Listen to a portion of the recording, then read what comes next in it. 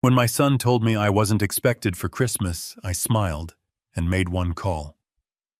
By New Year's, I'd foreclosed on his house.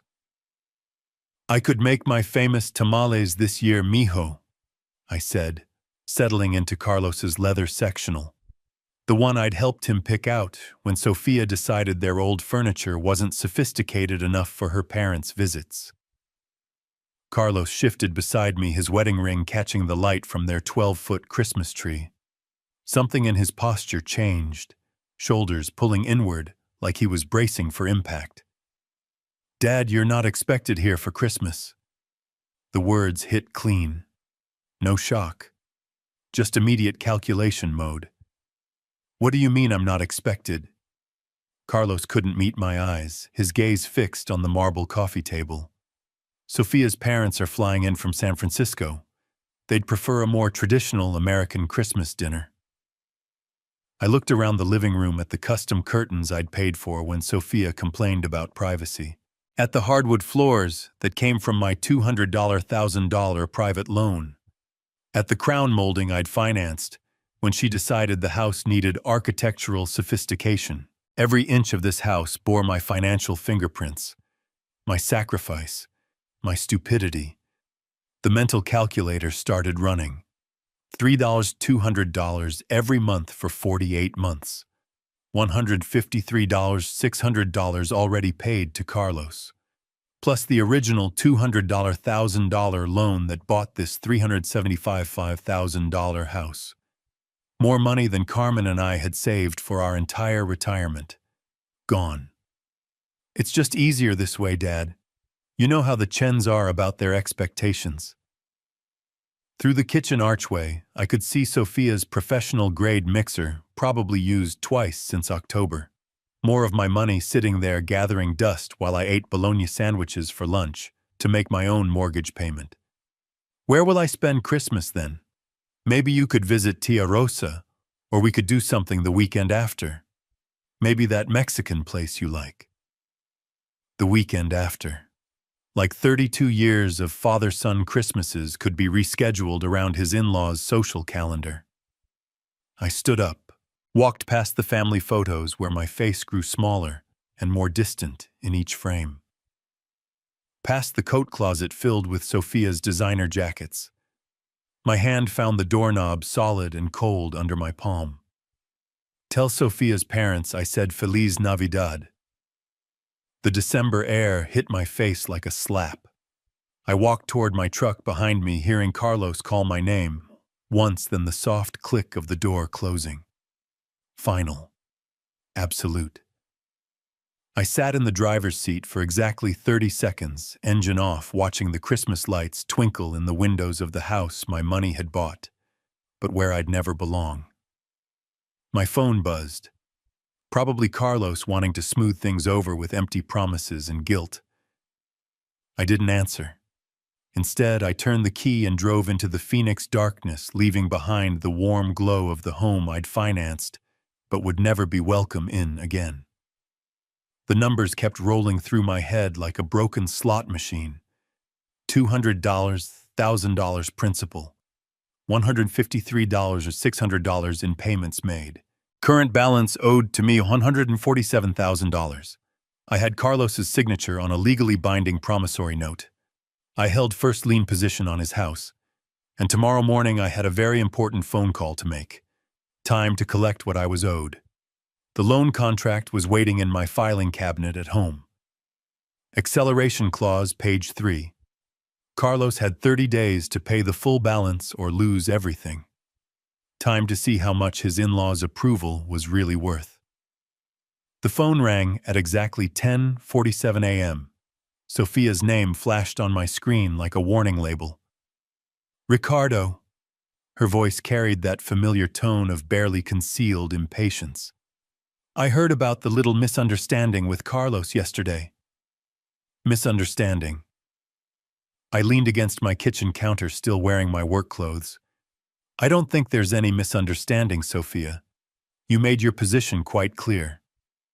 Look, I know this seems harsh, but you have to understand my parents' perspective. They're very traditional people. They expect a certain atmosphere during the holidays. A certain atmosphere, I repeated. And what atmosphere is that? A pause. I could hear shopping bags rustling in the background, probably spending money that should have gone toward paying me back. Well, they're not used to your kind of cooking. All that spicy Mexican food and loud music. And frankly, Ricardo, they're educated people. My father graduated summa cum laude from Stanford. My mother speaks 4 languages. They expect conversations about current events, literature, art, you know. The words hit harder than a physical blow. 4 years of biting my tongue, of swallowing insults for Carlos's sake, of pretending not to notice the way she looked at me like I was hired help. My kind of cooking, I said, my voice staying level. You mean the tamales you ate every Sunday for 3 years when money was tight? The ones you said reminded you of your grandmother's cooking back in Taiwan. That was different. We were appreciative then, but now with my parents, now with your parents, you can't have the Mexican contractor embarrassing you at your fancy dinner table. The false sweetness evaporated from her voice like steam. Don't be dramatic, Ricardo. This isn't about race. It's about class. My father has an MBA from Stanford. My mother was a cultural attaché. They've dined with senators and CEOs. What exactly would you contribute to dinner conversation? Stories about pouring concrete. Heat flooded my chest, but I kept my voice steady. I built a construction business from nothing after my father died. I've employed over 40 people. I've paid more in taxes than your father made in his best year. Money isn't everything, Ricardo. Breeding matters. Education matters.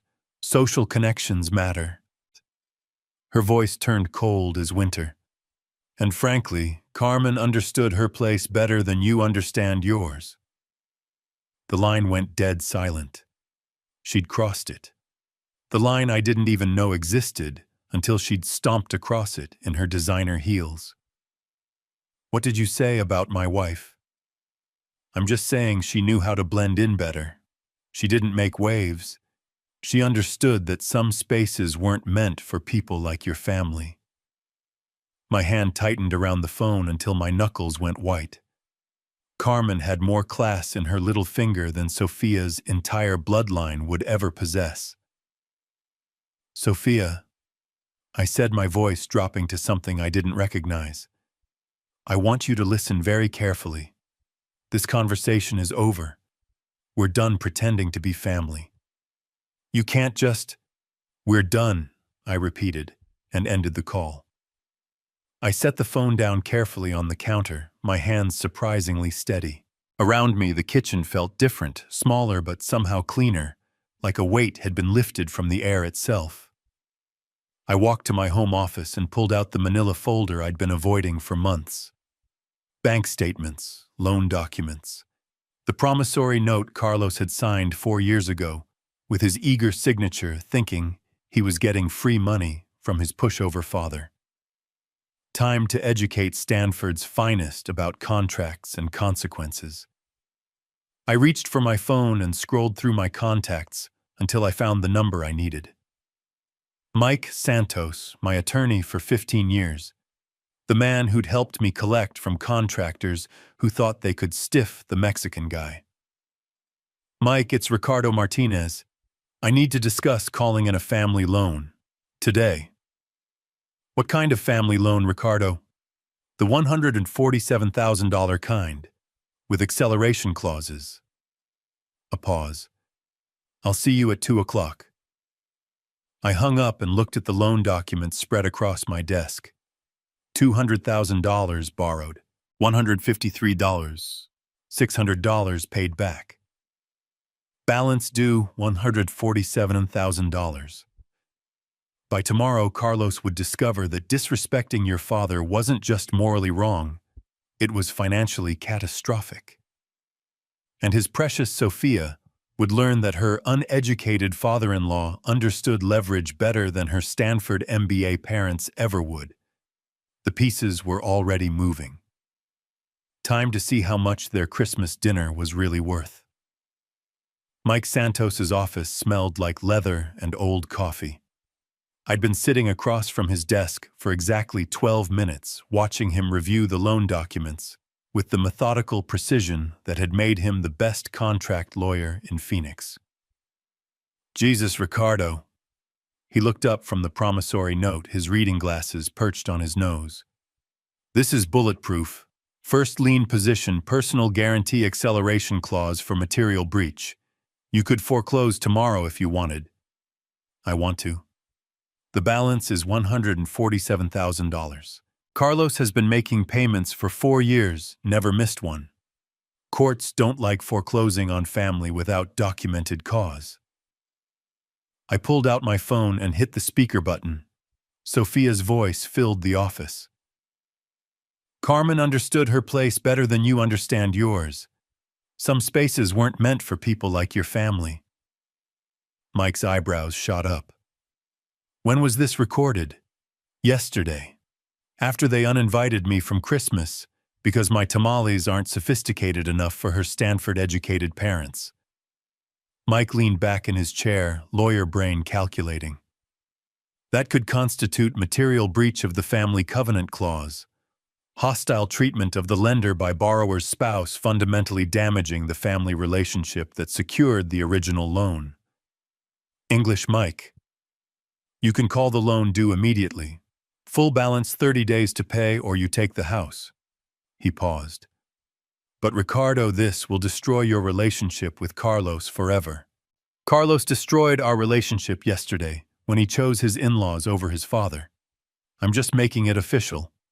Mike was already pulling forms from his filing cabinet. Notice of default demand for payment intent to foreclose. I can have these drafted and served by certified mail tomorrow morning. Do it. The filing fee is $1,200, plus my hourly rate for the foreclosure proceedings, if it goes that far. I wrote the check without hesitation. After 4 years of bleeding $3,200 every month into Carlos's lifestyle, $1,200 felt like pocket change. One more thing, I said, standing to leave. Make sure the notice includes the acceleration clause. I want the full $147,000, not just missed payments, due in 30 days. Ricardo, are you absolutely certain about this? Once we serve these papers, there's no going back. The county will record it. It'll be public record. Everyone will know you foreclosed on your own son. I thought about Sophia's laugh when she'd called me uneducated, about Carlos choosing his in-laws' comfort over his father's dignity, about Carmen's empty chair at every holiday since she died, while I worked overtime to pay for their Christmas decorations. File the papers, Mike. Carlos wanted to play grown-up family with his sophisticated in-laws. Time for him to learn what grown-up consequences look like. Mike nodded slowly and made a note in his calendar. Papers will be served tomorrow at 2 p.m. sharp. After that, he has exactly 30 days to come up with $147,000, or the house goes to sheriff's sale. And if he can't pay, sheriff's sale gets you first position on proceeds. With current market values, you'll get your money back plus penalties and interest. Probably come out ahead. I shook his hand and walked out into the December sunshine. My phone was already buzzing with a text from Carlos. Dad, can we talk? Sophia feels bad about yesterday. Too late for that, mijo. Way too late. Tomorrow afternoon at exactly 2 p.m., a process server would knock on Carlos's door with documents that would turn his world upside down. By Thursday, the 30-day countdown would begin. Carlos was about to discover that family loans weren't charity. They were business. And I'd been in business long enough to know that a contract was a contract, son or no son. The clock was ticking. Part 4, Carlos's panic mode.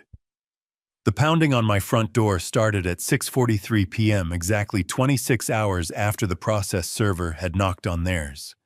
I'd been expecting this visit since Mike Santos called to confirm successful service at 2:15 p.m.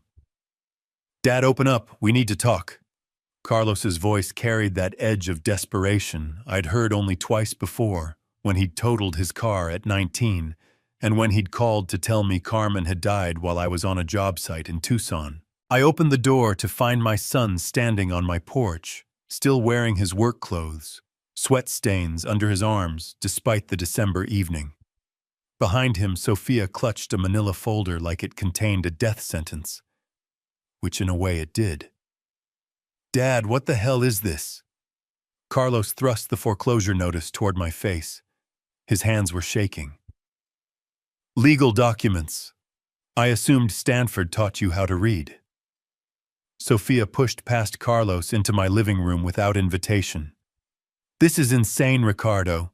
You can't foreclose on your own son over a dinner invitation." "I'm not foreclosing over dinner. I'm foreclosing because you called my dead wife a peasant who knew her place.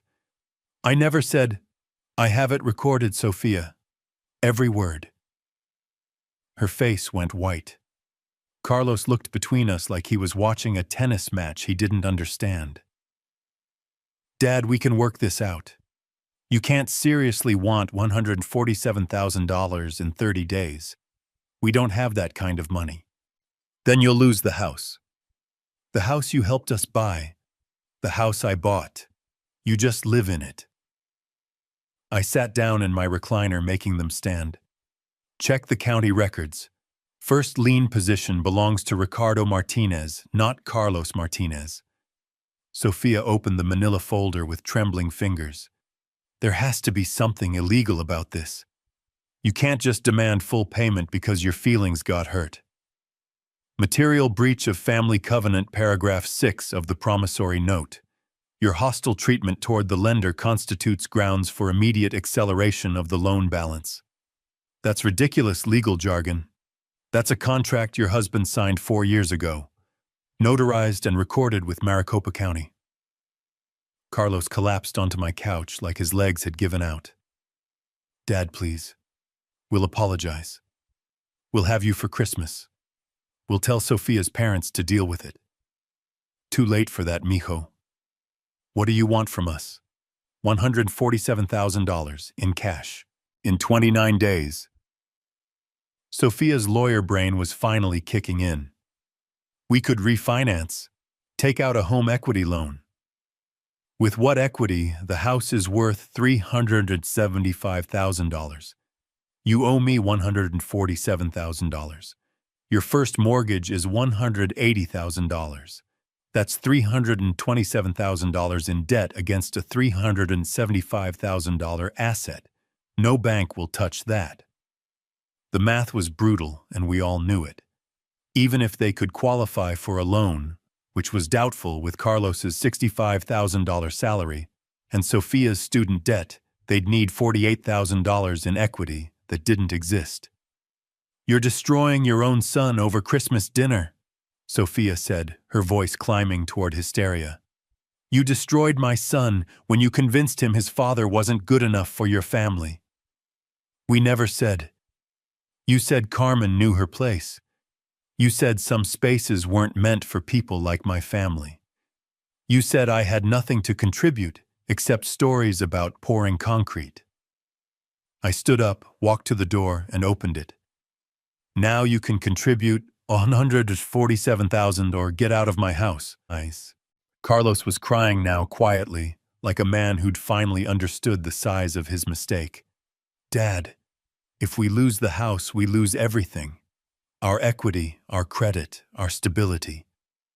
You should have thought of that before you chose their approval over my respect." They filed out of my house like a defeated army. Sophia clutching the foreclosure papers, Carlos looking back over his shoulder with something that might have been regret. I closed the door and turned the deadbolt with a satisfying click. Through the window, I watched them sit in their car for 10 minutes, probably making frantic phone calls to lawyers and banks and Sophia's precious Stanford-educated parents. Good luck with that. 29 days and counting. Carlos was about to learn that family wasn't just about blood. It was about respect. And respect, like loans, always came due. The Arizona Republic article appeared on page 3 of the Thursday morning edition 3 days after I'd served the foreclosure papers. The headline made my coffee go cold: Phoenix father evicts son over holiday dispute. There was my business headshot from 2019, next to a photo of Carlos looking devastated outside what the caption called the family home. No mention that it was my money that bought the house. No mention of Sophia's racist comments. Just me painted as the heartless father, destroying his son's life over Christmas dinner. Ricardo Martinez, 65, a local contractor, has initiated foreclosure proceedings against his son Carlos Martinez, 32, following a disagreement about holiday plans. The article began, "The elder Martinez is demanding immediate payment of $147,000 in loans he provided to help his son purchase the Scottsdale home where Carlos lives with his wife attorney, Sophia Chen Martinez." Sophia's fingerprints were all over this story. The quotes were too polished, too strategic. "We're devastated," Sophia told the Republic. "Ricardo seemed like a loving father, but when we couldn't accommodate his demands for Christmas dinner due to my elderly parents' visit, he became vindictive. This feels like financial abuse." Financial abuse. She was positioning herself as the victim while spending my money on Christmas decorations. The story continued. According to court documents, Martinez Sr. provided multiple loans totaling over $200,000 to help the young couple establish their home. Legal experts say using family financial arrangements as weapons in personal disputes raises ethical concerns. My phone started ringing at 7:15 a.m. First call was from Jim Hernandez, my biggest client. "Ricardo, what the hell is this newspaper story? You're foreclosing on your own kid. It's more complicated than... Look, man, we've worked together for 8 years, but this makes you look unstable. I'm going to need some time to think about our current contracts." He hung up before I could explain. The second call came from Maria Santos at Desert Community Bank. "Mr. Martinez, we've received some concerning calls this morning about your business practices. Nothing official yet, but thought you should know people are asking questions about your loan portfolio." By noon, I'd fielded 6 more calls. 3 clients expressing concerns. 2 suppliers wanting to review payment terms. 1 reporter from Channel 12 asking for comment. Sophia had declared war in the media, painting me as an unstable old man who used money to control his family. The narrative was simple and devastating. Loving son welcomes father for Christmas. Cruel father destroys son's life in response. I sat in my truck outside Mike Santos's office staring at my phone. Carlos had sent 14 texts since the article appeared. All variations of, "Dad, please, we need to talk." Sophia was smarter than I'd given her credit for. She understood that in Phoenix's tight-knit business community, reputation was everything. One well-placed story could destroy decades of careful relationship building. But she'd made one critical mistake. She'd assumed I was fighting defense. I dialed Mike Santos. "Mike, I need you to draft a press release. And contact that reporter from Channel 12. Tell him I'm ready to give an interview. Ricardo fighting this in the media could backfire. They want to play public relations fine, but this time we're telling the whole story." I hung up and scrolled through my phone until I found the recording of Sophia's racist tirade. 4 minutes and 37 seconds of pure evidence that would show Phoenix exactly who was the real victim here. Time to see how Sophia's Stanford education held up under public scrutiny. The media war was just beginning, and I had the nuclear option in my back pocket. Let the games begin. The doorbell rang at exactly 8:30 p.m. on Friday, 2 days after my Channel 12 interview had aired. Through the peephole, I could see 3 figures standing on my porch, like an execution squad. David Chen, Linda Chen, and Sophia, all dressed like they were heading to a board meeting instead of a family confrontation. I opened the door, to find David Chen's red face inches from mine.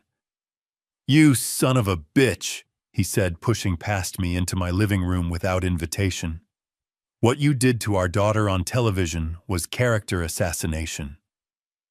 Linda Chen followed her usually perfect composure, cracked like expensive porcelain.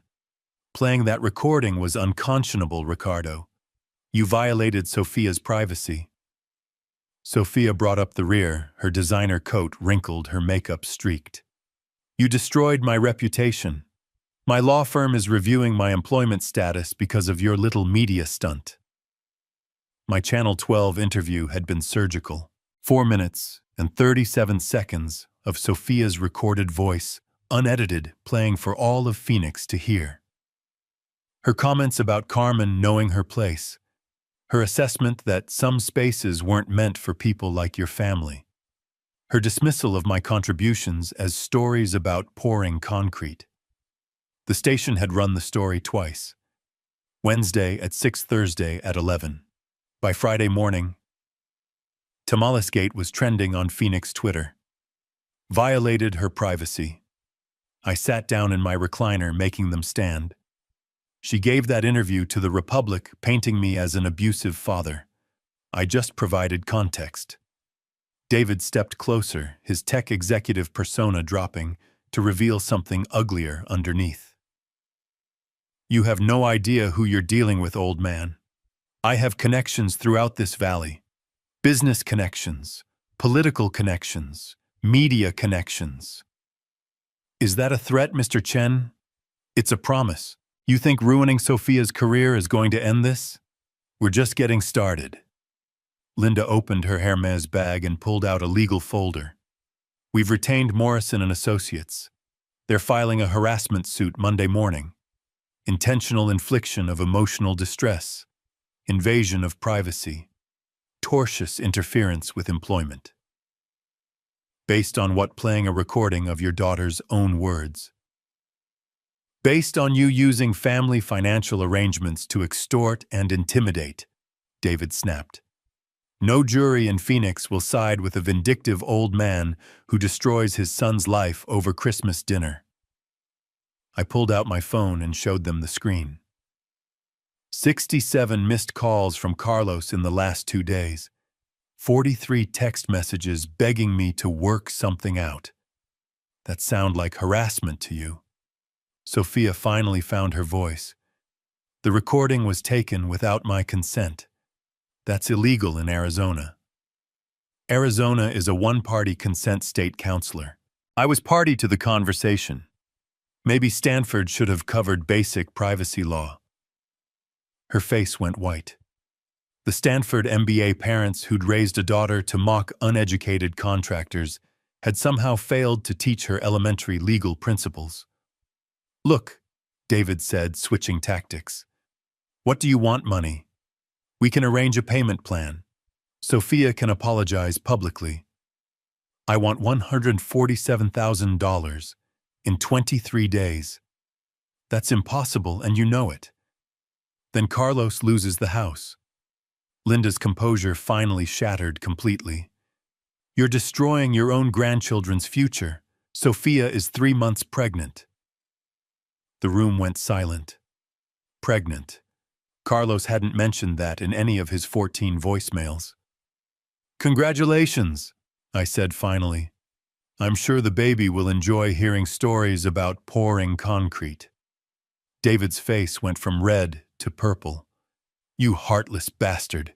Your own grandchild will learn that actions have consequences. That disrespecting family comes with a price.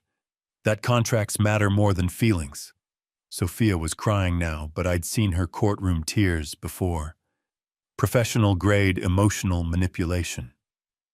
"Please, Ricardo. I made a mistake. I was stressed about my parents' visit. I didn't mean what I said about Carmen." "Yes, you did. You meant every word.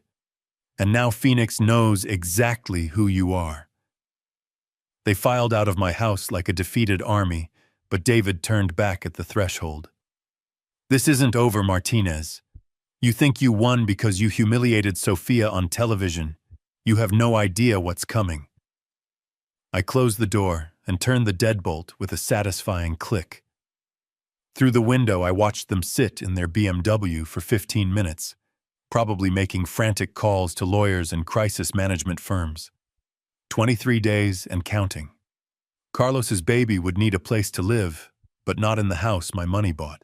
Time to see if Stanford parents could write a $147,000 check for their daughter's mistakes. The certified letter arrived on day 31, exactly 24 hours after the deadline expired. Mike Santos had hand-delivered it to the Maricopa County Sheriff's Office at 9 a.m. sharp, along with the foreclosure judgment and writ of execution. Carlos had 24 hours to vacate. I sat in my truck across the street from the house at 7:45 a.m., watching the sheriff's deputy tape the official notice to the front door. The same door I'd helped Carlos pick out 4 years ago, when Sophia decided the original was too basic for their aesthetic. By 8:30, Carlos's Honda was in the driveway. By 8:45, Sophia's BMW.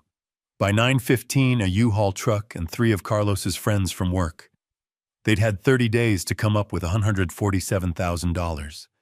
Instead, they'd spent it fighting me in court, hiring crisis management consultants and trying to refinance a house that was underwater on debt. The math had been brutal and final.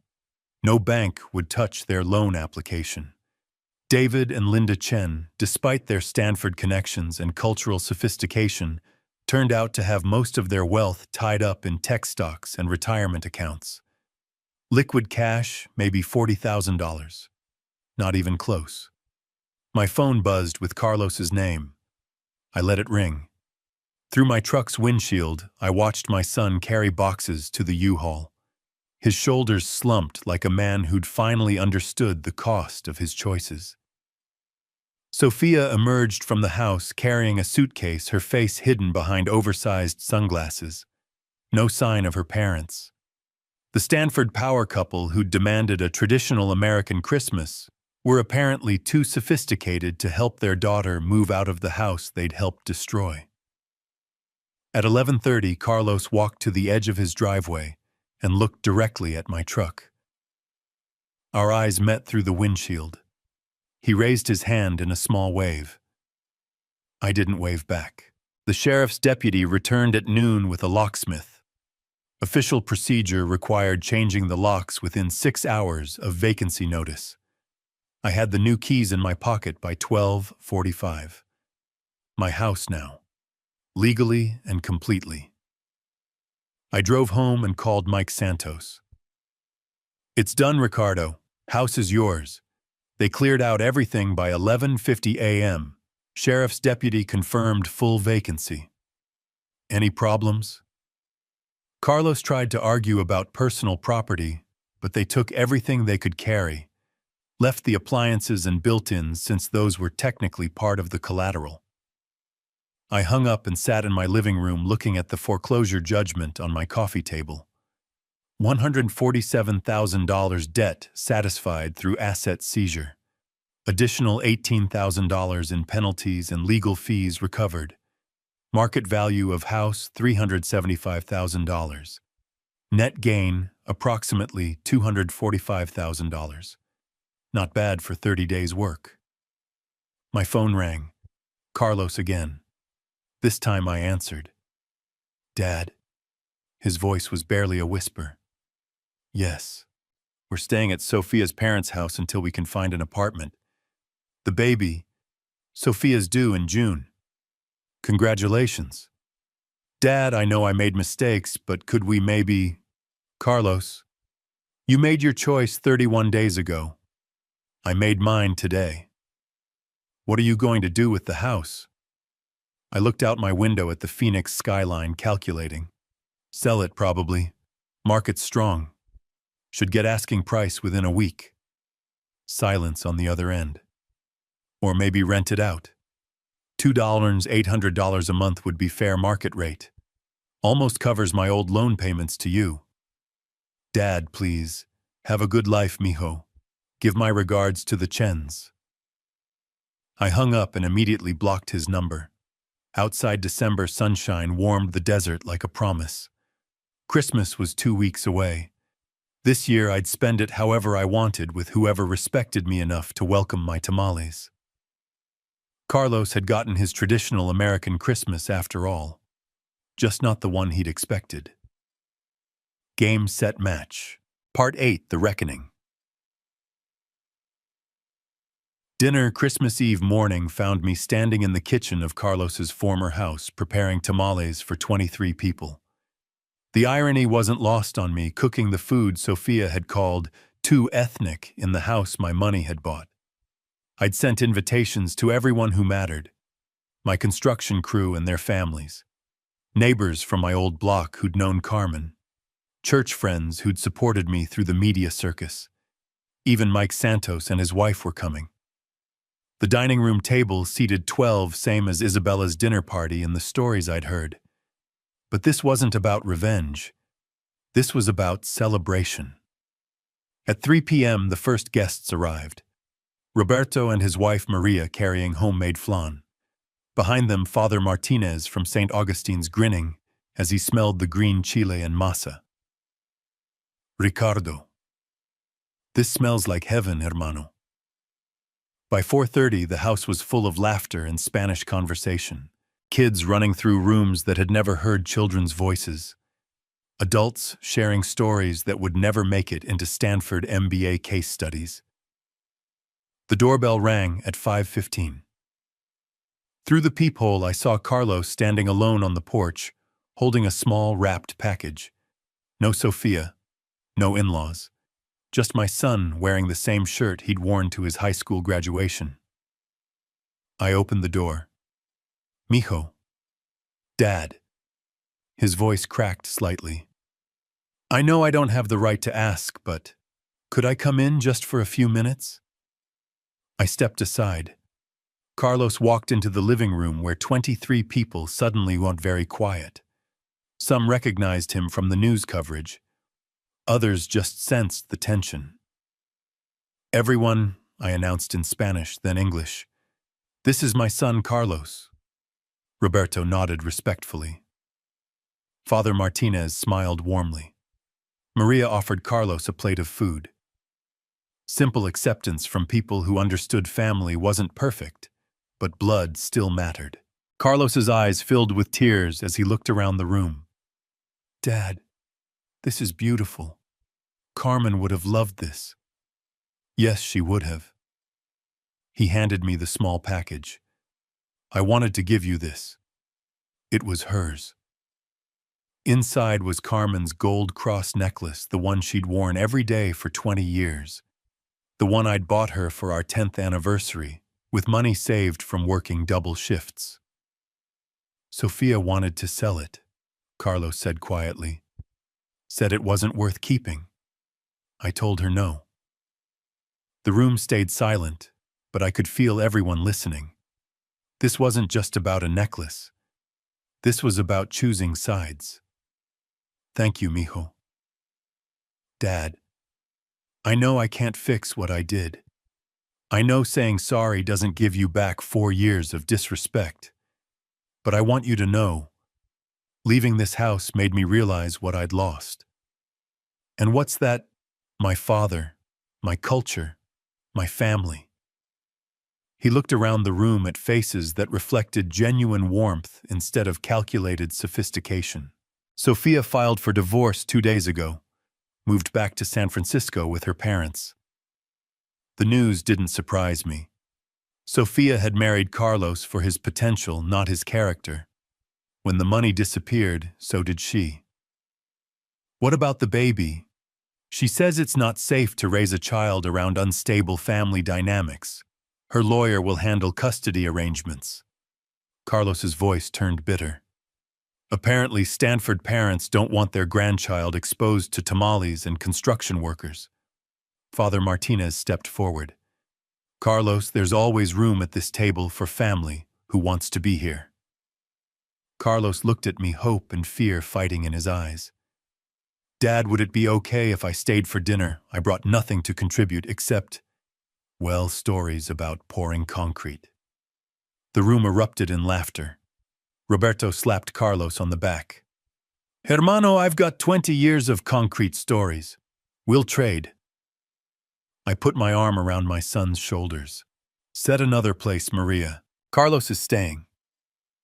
As we walked toward the dining room, Carlos whispered, Dad, I'm sorry it took losing everything to remember who I really am. Sometimes that's what it takes, mijo. Sometimes that's exactly what it takes. The tamales were perfect. Carmen would have been proud. And for the first time in 4 years, Christmas felt like coming home. 6 months later, I stood in the same kitchen watching Carlos teach his 3-year-old nephew Miguel how to spread masa on corn husks. The boy's small hands fumbled with the dough, but Carlos guided him patiently the way Carmen used to guide Carlos 25 years ago. Like this, mijo. Not too thick or it won't cook right. Miguel giggled as masa stuck to his fingers. Tío Carlos, why do we put the meat inside? Because the best things in life are wrapped up with love. I smiled, remembering Carmen saying those exact words in this same kitchen when Carlos was Miguel's age. Some traditions survived everything, even betrayal and foreclosure. The house had become our weekend gathering place. I'd kept it instead of selling, turning it into something Sofia never intended, a real family home. Every Sunday, my crew and their families came for dinner. Carlos had been joining us for 4 months now, slowly rebuilding relationships he'd abandoned for sophistication. Dad, Carlos said, wiping masa from Miguel's face, I got the call from Morrison Construction. They offered me the site supervisor job. Good money. 68,000, plus overtime. He paused. It's honest work, like you taught me.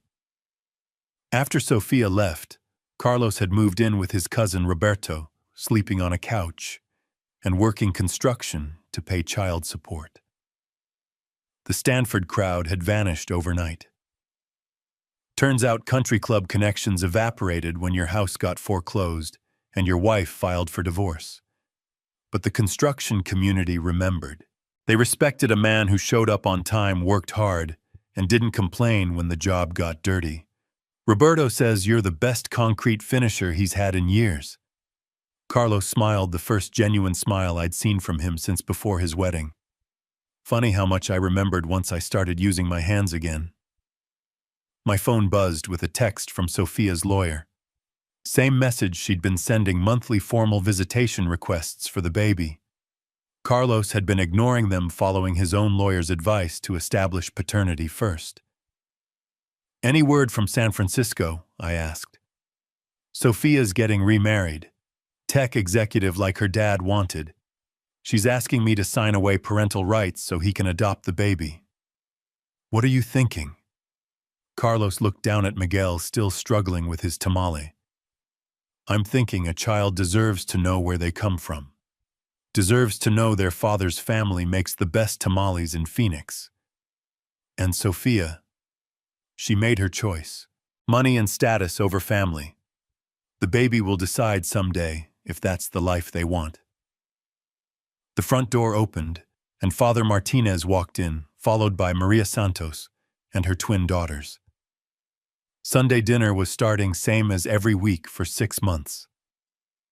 Padre, Miguel ran toward the priest, sticky hands and all. I'm making tamales. Que bueno, can you save me the biggest one? As the house filled with voices and laughter, I pulled Carlos aside to the living room, where Sofia's engagement photos used to hang. Now the walls held pictures of construction projects, family gatherings, and Carmen's memorial service. Mijo, I want you to have something. I handed him a manila folder. Inside were the deed to the house and a quitclaim form already notarized. Dad, I can't take this. Not after what I did. The house was always meant for family. Real family. I looked around the room at people who chose to be here, not people who felt obligated. But there are conditions. Carlos nodded, understanding this wasn't charity. First condition, every Sunday dinner happens here. This house stays open to anyone who respects what it represents. Agreed. Second, you keep working construction until you save enough to pay me back. Not because I need the money, but because you need to earn this. How much? 50,000. Fair price for a man's dignity. Carlos's eyes filled with tears. Dad, I lost 4 years with you because I was ashamed of who I was. I'm never making that mistake again. Good, because I'm too old to foreclose on you twice.